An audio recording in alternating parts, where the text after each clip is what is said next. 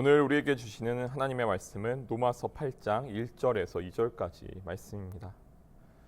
그러므로 이제 그리스도 예수 안에 있는 자에게는 결코 정죄함이 없나니 이는 그리스도 예수 안에 있는 생명의 성령의 법이 죄와 사망의 법에서 너를 해방하였음이라. 아멘. 내 안에 법의 힘을 가볍게 여기지 말라라는 제목으로 말씀을 전하고자 합니다. 여러분은 어떤 원칙들을 가지고 살아가시나요? 사람들은 저마다 자신만의 법칙을 가지고 살아갑니다. 예를 들면 저 같은 경우에는 예전에는 이걸 굳이 말로 표현을 한 적은 없었지만 오랫동안 같은 실수는 그래도 2번은 반복하지 말자라는 제 나름의 규칙과 원칙을 가지고 살았던 것 같습니다. 이런 식으로 누구나 마음속에 자기 나름의 규칙을 가지고 살아갑니다.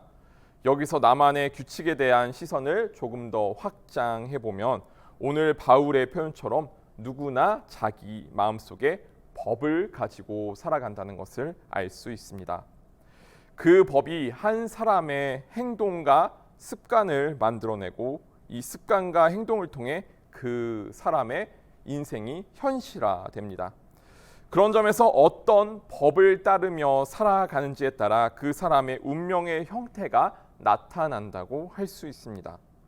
바울은 오늘 본문에서 이 법을 크게 2가지로 구분하는데요. 하나는 생명의 성령의 법, 다른 하나는 죄와 사망의 법입니다. 우리의 내면을 지배하는 2가지 법에 대한 이야기를 하기 전에 로마서 8장 1절에 의로움에 대한 인정을 먼저 살펴보고자 합니다. 본문에서는 결코 정죄함이 없다라고 표현된 말씀이기도 합니다. 내 안에 법을 따르며 살아가는 것이 그렇습니다. 나 혼자 이 법을 열심히 따르며 살아간다고 해도 그 삶이 법이 추구하고자 하는 방향성과 일치하는지를 인정해 주는 것은 그 법을 도입한 사람과 공동체의 동의가 필요합니다. 정죄함이 없는 것도 의롭다 인정을 받는 것도 같은 맥락에 위치하는데요. 그 의롭다함을 인정해주는 주체가 누구인지에 대해서 조금 더 분명하게 할 필요가 있습니다. 인정은 나 혼자서 나를 인정하는 방식으로는 이루어질 수가 없습니다. 그 사람이 나를 보아주며 반응해줄 때 비로소 내가 인정받았구나, 아직 인정받지 못했구나, 이런 평가가 가능해지고 이 평가를 통해서 나의 정체성이 형성되게 됩니다. 그런 점에서 정체성이라는 것은 내가 혼자서 이런 사람으로 살아야겠다고 완성되는 것이 아니라 다른 사람과의 만남 속에서 정체성을 확인할 수 있습니다. 그런데 다른 사람과의 만남이 항상 유쾌하고 즐거운 것만은 아닙니다. 때로는 나에게 당연하다고 여겨지는 것이 다른 사람에게는 극단적으로 느껴질 수도 있고, 내게는 지나치다고 여겨지는 것이 다른 사람에게는 당연한 일일 수 있습니다. 그렇다면 우리는 그 인정의 기준을 어디에 두어야 할까요? 요즘 뉴스를 보면 저건 누가 봐도 잘못한 일인데 끝까지 사실을 인정하지 않고 뻔뻔하게 자기 잘못이 없다고 우기는 경우를 보곤 합니다. 대표적인 예로 현 일본 정부와 극우 역사가들이 자신들의 역사를 왜곡하는 방식을 둘 수 있습니다. 일본은 1915년에 하시마 섬, 일명 군함도라고 부르는 섬을 포함한 일본의 근대 산업혁명이 일어난 장소 23곳의 탄광과 제철소를 유네스코 문화유산에 등재했습니다. 한국인들의 입장에서 보면 정말 경악스러운 일이 아닐 수 없습니다. 조선인 강제 노역으로 악명 높았던 군함도가 어떻게 인류의 보편적 가치가 인정된 유네스코 세계 문화유산이 될 수 있는지 말입니다. 그곳은 일본 제국주의 만행과 조선인의 고통과 죽음이 있었던 곳입니다. 1940년에서 45년 사이에 약 800명의 강제 노동자들이 그곳에서 폭력과 죽임을 당하고 아무런 안전장치도 없이 탄강 안에서 생명을 위협하는 강도 높은 노동에 시달렸습니다. 생활하고 잠자는 바닥은 바닷물로 썩어 있었고 창문은 탈출을 막기 위해 철창으로 막혀 있었습니다. 비위생적인 물과 턱없이 모자란 식사, 탈출하기 어려운 섬이라는 구조로 인해 군함도에서 살아남은 분들의 증언에 의하면 군함도 그것은 그 자체로 지옥 같았다고 합니다. 그 안에서 123명의 조선인이 사망했습니다. 이런 잔인하기 끝이 없는 섬을 두고 일본은 메이지 산업혁명 시대 유산이라는 명목으로 군함도를 포함한 23곳의 섬을 유네스코 문화유산에 등재합니다. 이미 등재가 완료되었습니다. 어떻게 이렇게 악명 높은 군함도가 유네스코 문화유산에 등록될 수 있었던 걸까요? 사실 일본 정부도 군함도에 있었던 강제노동, 많은 조선인이 거기서 목숨을 잃었다는 사실을 몰랐던 것은 아닙니다. 그 사실을 알고 있기에 일본 정부는 교묘하게 그 섬의 전체를 문화유산에 넣지 않고 강제노동으로 지어진 지역은 빼버리고 섬의 일부분만을 메이지 산업혁명의 유산으로 등록했습니다. 그런데 그 섬을 보러 온 관광으로 온 사람들이 그 내용을 알 리가 없습니다. 이 부분은 일본인들이 지은 것이고 저 부분은 조선인들을 착취해서 지은 것이라는 사실을 아는 사람은 극소수에 불과합니다. 이렇게 일본 정부는 산업화 뒤에 숨겨진 강제징용의 사실을 철저하게 외면하고 자기들에게 유리한 기준에 부합한 내용만을 취사 선택해서 역사를 왜곡했습니다. 여기서 의로움을 인정받는 것에 있어서 의로움의 기준이 어째서 필요한지를 알 수 있습니다. 일본 정부는 잘못된 역사는 없다고 미리 결과를 정해두고 자료들을 수집했습니다. 거기에 맞지 않은 사실은 제외시켜 버렸습니다. 내가 스스로 나 혼자서 의롭다고 생각하는 사람도 이와 비슷한 생각의 과정을 거칩니다. 먼저 내가 생각하는 답을 미리 정해 놓습니다.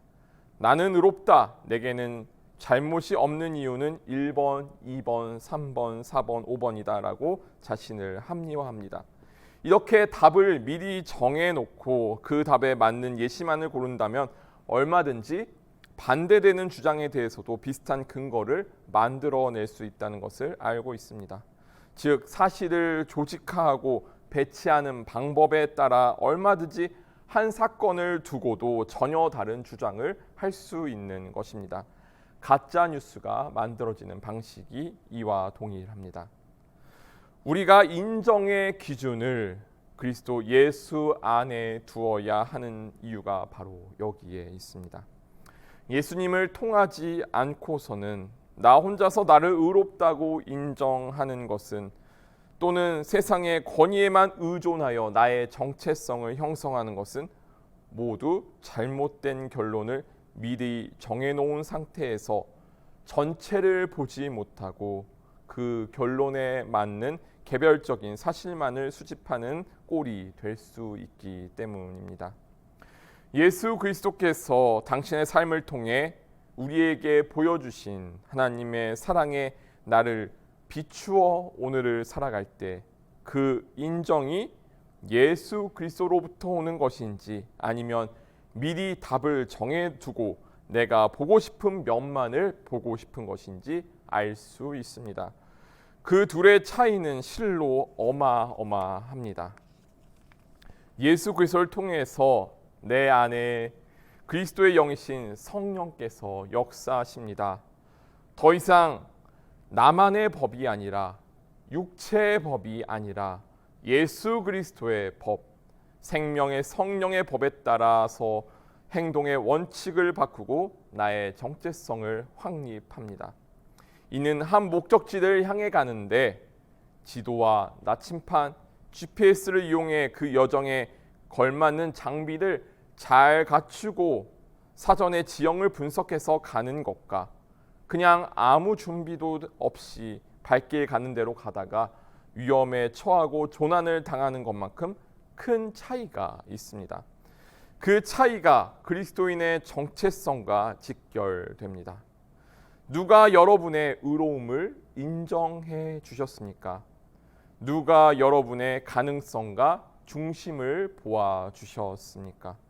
그것은 단지 여러분 자신의 주장일 뿐입니까? 아니면 십자가에 돌아가신 예수 그리스도의 말씀입니까?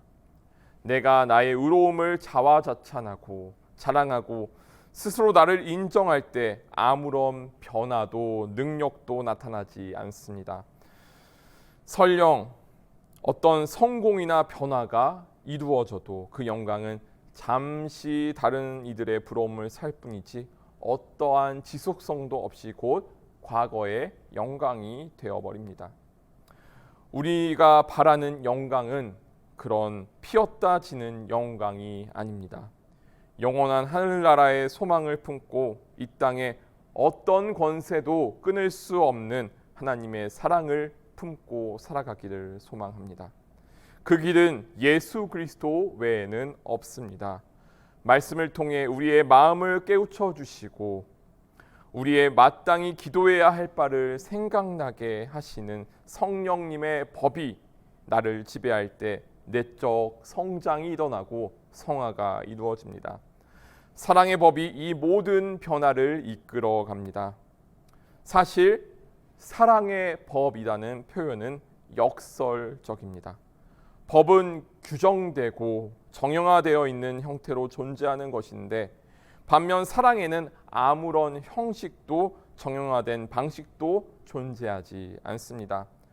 정형화를 통해서만 규정될 수 있는 것과 정형화를 통해서는 규정할 수 없는 것이 예수 그리스도 안에서 하나가 됩니다. 서로 만날 수 없을 것 같던 둘이 화해를 이루는 원수까지 사랑하는 사랑의 법, 생명의 법이 바로 성령의 법입니다. 빌립보서 2장 5절부터 8절까지 말씀입니다. 너희 안에 이 마음을 품으라. 곧 그리스도 예수의 마음이니 그는 근본 하나님의 본체시나 하나님과 동등됨을 취할 것으로 여기지 아니하시고 오히려 자기를 비워 종의 형체를 가지사 사람들과 같이 되셨고 사람의 모양으로 나타나사 자기를 낮추시고 죽기까지 복종하셨으니 곧 십자가에 죽으심이다. 아멘. 하나님이 인간이 되셨습니다. 그게 가능한 이야기입니까? 그만큼 하나님은 우리를 사랑하십니다. 그 사랑이 어디를 향하고 있습니까? 저 높은 곳입니까? 아니면 저 낮은 곳입니까? 내가 생각하는 높음이 예수님이 삶을 통해 보여주시는 높음입니까? 내가 생각하는 낮음이 예수님이 삶을 통해 보여주시는 바로 그 낮음입니까? 생명의 성령의 법에 사로잡혀 예수님이 향하는 그곳으로 함께 걸어가는 저와 여러분이 되시기를 소망합니다.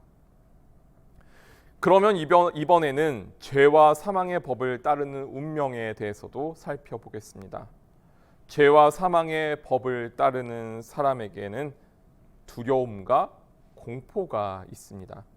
그 두려움과 공포는 내 생명과 위치에 대한 잠재적인 위협, 즉 죽음과 배제의 공포입니다. 어린 아이들에게 이런 공포를 찾아보기는 어려운데요. 사람이 점점 나이가 들고 상실을 겪다 보면 어느 순간 나의 삶을 이루는 기반들이 순식간에 사라질지도 모른다는 두려움에 사로잡히게 됩니다. 죽음 앞에 선 사람의 두려움은 뭘 더 많이 가졌다고 해서 뭘 더 조금 가지고 있다고 해서 사라지거나 달라지지 않습니다. 덜 가지고 있으면 덜 가지고 있어서 불안하고 많이 가지고 있으면 많이 가져서 불안합니다. 다 가진 사람이 뭐가 불안하냐고 질문하실 수도 있을 텐데 왕의 자리에 앉고서도 두려움 때문에 몰락한 비운의 역사적 인물을 소개해 드리겠습니다. 바로 학창 시절 역사 시간에 한 번쯤은 들어보셨을 광해군의 이야기입니다. 광해군의 아버지는 선조였는데요. 선조 임금이 조선을 다스렸을 시기에 임진왜란이 터졌습니다. 왕은 서울을 버리고 의주로 피난을 떠났고 그때 국왕을 대신해 의병을 이끌고 직접 전투에 나서서 군사들의 사기를 복돋고 전쟁을 수습했던 사람이 바로 광해군이었습니다. 이를 계기로 광해군은 적장자가 아니었지만 그 공을 인정받아서 세자로 책봉이 됩니다. 선조가 죽으면 다음 왕을 이을 사람이 선택된 것입니다. 그런데 선조가 죽기 직전에 어린 왕비를 들여서 그 사이에서 왕자를 한 명 얻게 됩니다. 왕비는 임목대비였고 그 아이는 영창대군이었습니다. 문제는 광해군이 이 갓 태어난 어린 동생과 자기보다 9살이 어린 왕비를 보고서 심각한 신경성 공포증에 사로잡히게 되었다는 것입니다. 광해군은 저 둘을 중심으로 나를 위협하는 세력들이 결집하여 나를 몰아낼 수도 있을 거라고 생각했습니다. 죄와 사망의 법에 사로잡히게 된 것입니다. 그 당시 어린 왕비의 나이가 23살이었고 이복 동생은 갓난아이에 불과했습니다. 그리고 2년 뒤에 선조가 죽습니다. 이제 광해군이 정권을 잡고 비극이 시작됩니다. 광해군은 오늘날로 따지면 자기에게 들어오는 왕권을 위협하는 가짜 뉴스들을 하나도 빠짐없이 모두 다 진실이라고 믿고 자신에게 정치적으로 부담이 되는 사람들을 하나하나 숙청하기 시작합니다. 이런 행동을 10년간 지속을 했습니다. 자기 친형부터 최측근에 이르기까지. 일단 소문만 들리면 진상을 규명하지도 않고 사실을 확인하지도 않고 무조건 자기의 두려움과 불안이 움직이는 대로 칼을 휘두릅니다. 그리고 마침내 자기보다 9살 어린 계모 임목대비를 패하고 8살 영창대군을 죽이기에 이릅니다.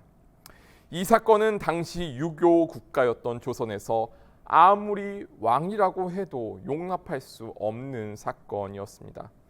그래서 인조 반정이 일어났고 광해군을 반대하는 세력이 궁궐에 들이닥칩니다. 그런데 그들이 들이닥쳤을 때에는 광해군은 혼자 거동도 못하는 상태였다고 합니다. 내시의 등에 업혀 얼마 도망치지도 못하고 무기력하게 잡혀서 유배를 당합니다.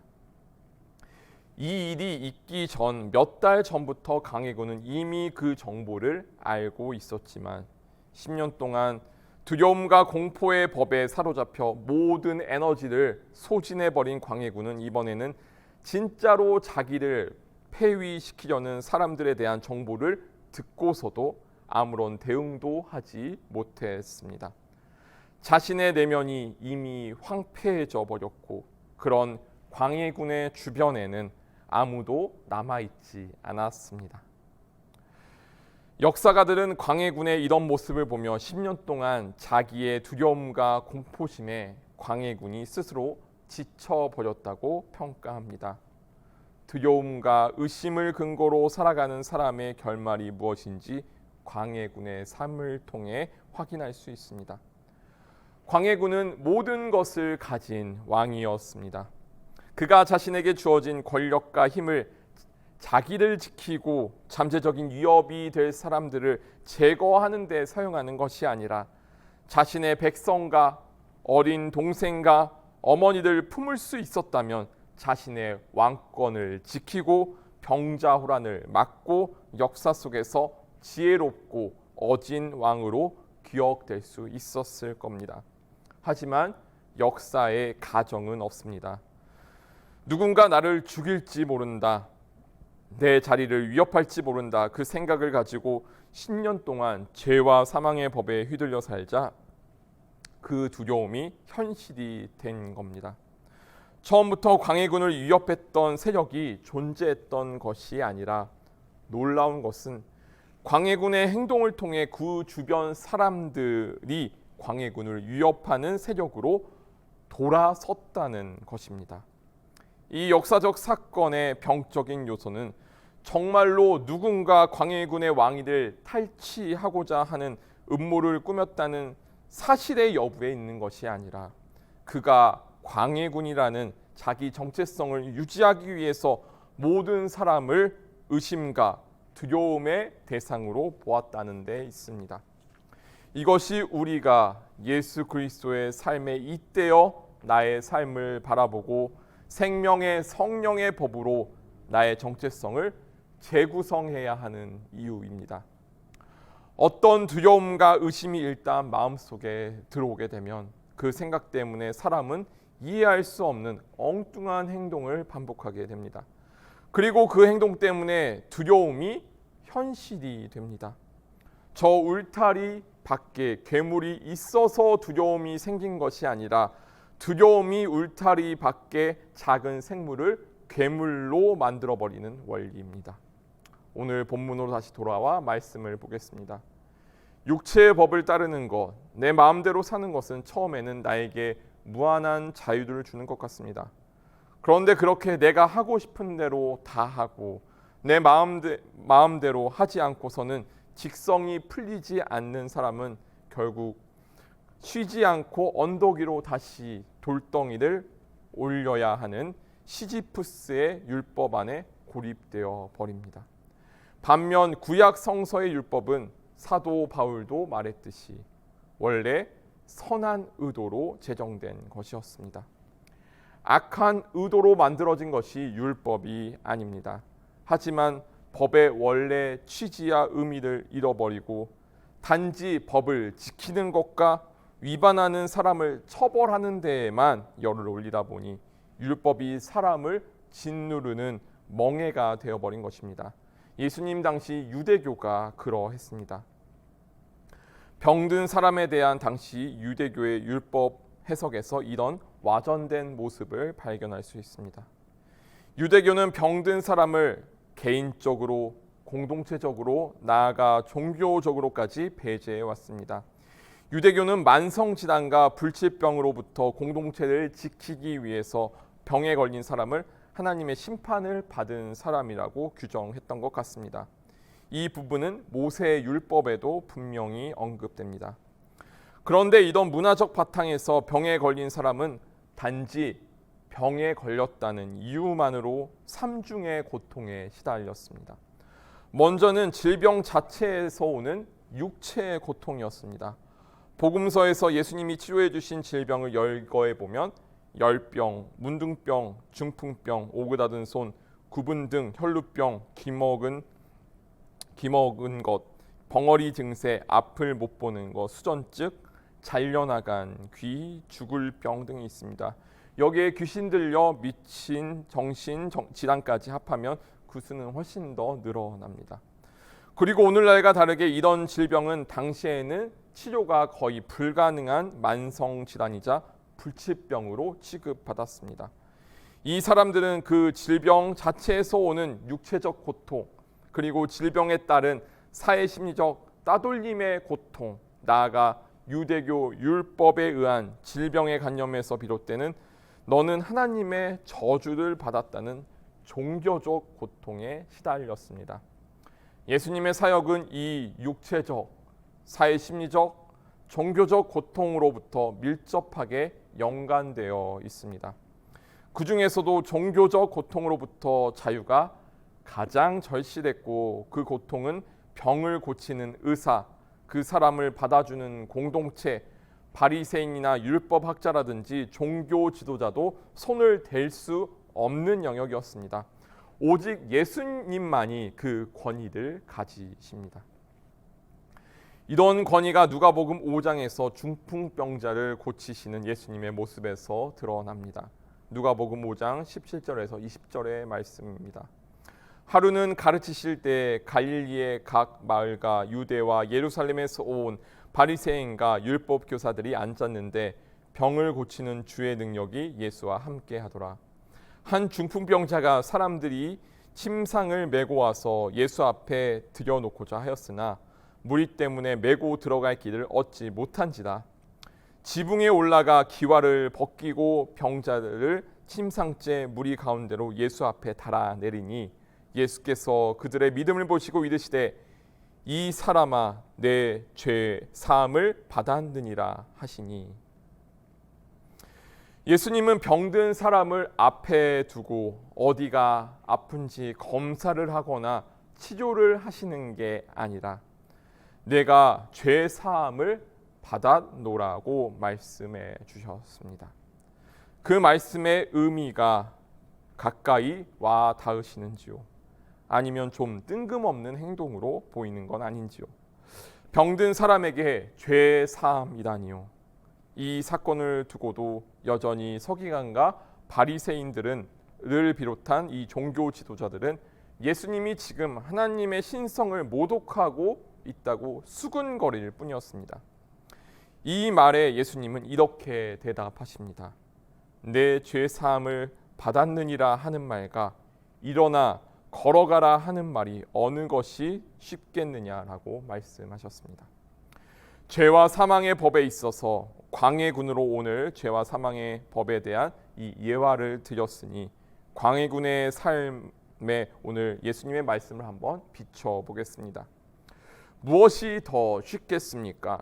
죄와 두려움으로 피의 사륙을 벌이다가 결국 자기의 두려움과 의심에 지쳐서 스스로 무너져 내리는 것과 예수 그리스도를 믿고 자신의 정체성을 새롭게 하고 선한 영향력으로 기쁘게 세상을 살아가는 것 중 무엇이 쉽겠습니까? 오늘 이 시대를 살아가는 저와 여러분은 우리 모두는 어디에서 나의 정체성을 확인하고 있습니까? 두려움과 의심으로 가득 찬 죄와 사망의 법입니까? 사랑과 용서로 가득 찬 생명의 성령의 법입니까? 구원은 멀리 있지 않습니다. 바울은 로마서 전체를 통해 구원은 하나님과 화해하는 것이라고 이야기합니다. 그리고 하나님과 화해하는 것은 곧 나와 화해하는 것이기도 합니다. 우리는 지금 이렇게 각자의 자리에서 예배를 드리고 있지만 각자 하나님 앞에 단독자로 섰습니다. 하나님 앞에 단독자로 섰다는 것은 우리의 유일한 공통점입니다. 우리는 각자 다른 연령대, 사는 곳, 사회적, 경제적 배경을 가지고 있지만 단 한 가지 공유하고 있는 것이 있습니다. 바로 내가 나로 존재하고 나로 살아가기 위한 가치를 공유하고 있다는 것입니다. 예수 그리스도를 통해 하나님과 화해를 이루고 나와 나의 화해를 이루어가고 있는 사람들이라는 공통점이 우리에게 있습니다. 세상으로부터 사람을 업신여기고 나의 정체성을 왜소하게 만드는 이 폭력으로부터 그리스도인의 정체성이 우리의 영혼을 보호하고 지켜줍니다.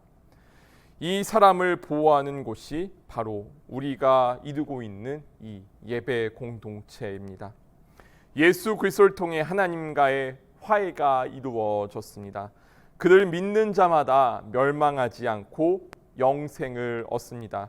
그 믿음 가운데 생명의 성령의 법이 영원토록 우리와 함께 합니다. 다 함께 기도드리시겠습니다.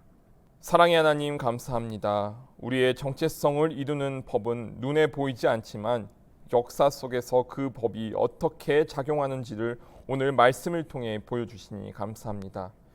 이제 죄와 사망의 법에서 자유함을 얻어 생명의 성령의 법으로 그리스도인의 정체성을 붙잡고 세상이 나를 쓰러뜨리고 주저앉히려 해도 거기에 굴하지 않고 이